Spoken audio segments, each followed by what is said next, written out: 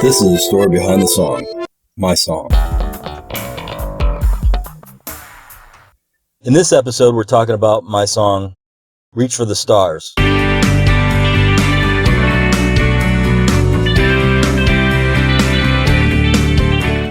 It was the year 1990. I was a young believer in Christ and about 21 years old. I had gotten saved in the summer of 1988 and was still taking baby steps of faith. I was spending time reading the Bible and praying and learning to trust God with every area of my life. I found that the more I read the Bible, the more inspired I was to write. At that time, I had a bunch of song lyrics with no music to them that I collected and kept in a big giant notebook binder. My brother was going to be graduating from high school that year. I really wanted to do something special for him to show my love and support.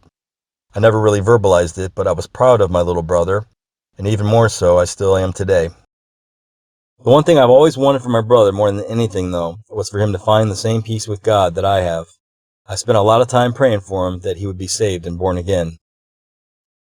Back then, I was working a part-time job as a computer operator. I worked alone and had plenty of time to think and not be distracted. So wanting to do something special for my brother, I took a few minutes there in the quiet of the computer room to pray. I asked God to give me a song to write for him. That's not my normal songwriting process. I don't usually ask God to give me a song for a specific reason. They usually just come to me, but on that day I did. And I'm not used to seeing instant response to my prayers, but that day I did. The words of that song came to me almost instantly. I got a couple lines at a time and wrote them down as they came. There were some work things that I had to tend to that interrupted the process a few times, but I had all the lyrics in about 30 minutes. The chorus of the song says, "If you reach for the stars, you will find they're really not that far away. And if you stumble, you won't fall. His hands of love are here to stay. To help you on your way, reach for the stars." When I was writing this down, I didn't know if it was supposed to be the hands of love are here to stay or his hands of love are here to stay. To play it safe, I left it at the hands of love. I was telling a friend of mine about the song.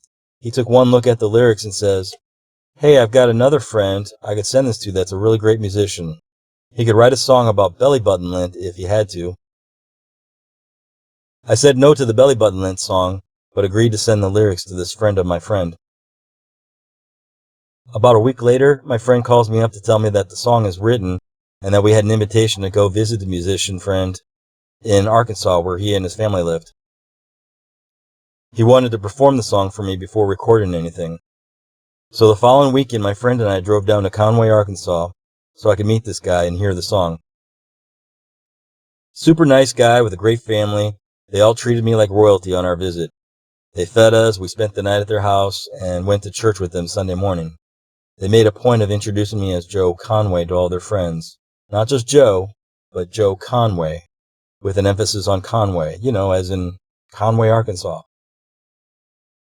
I got goosebumps when I heard the song performed. When he sang the chorus the first time through, he sang "The Hands of Love" as I'd written it down. The next time through in all the other choruses, he sang it as "His hands of love are here to stay." He had no idea that I had wrestled with that one line. I saw that as God showing me a sign that he was in this little project. I left Conway, Arkansas with a cassette recording of the song and gave it to my brother. Even to this day, I'm not sure what my brother thought of that song, then or now, but I know that God provided it and ordained it as a special message just for him. About a year later, I was still being blown away by the message of the song. I had a small compact NIV Bible that was the perfect size to fit in my pocket and carry around anywhere and everywhere. I don't get caught up in debates about which English translation of the Bible is best. God didn't write the words in English, they were written in Hebrew and Greek. But the Lord knew I was carrying around the NIV translation, and a year after that song was written, I found that there was more to the story. The mystery of whether it was supposed to be the hands or his hands was solved, but I'm reading through my handy-dandy little NIV Bible and came across a verse I had never read before. Psalm 37:24, which said, "Though he may stumble, he will not fall, for the Lord upholds him with his hand." If you stumble, you won't fall. His hands of love are here to stay. More goosebumps. Because that song was recorded on cassette tape so long ago, I always planned on getting an updated version of it recorded one day. I re-recorded this and re-gifted it to my brother for his birthday, and then released it on my Forbidden Fruit album. Trust in God and know that He loves you. If you put your trust in Him, He will not let you fall.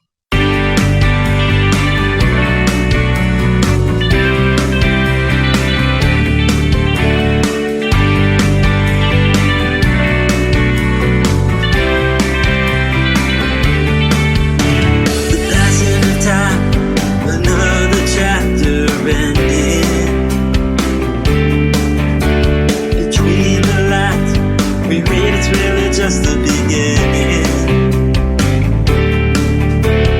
So much has happened.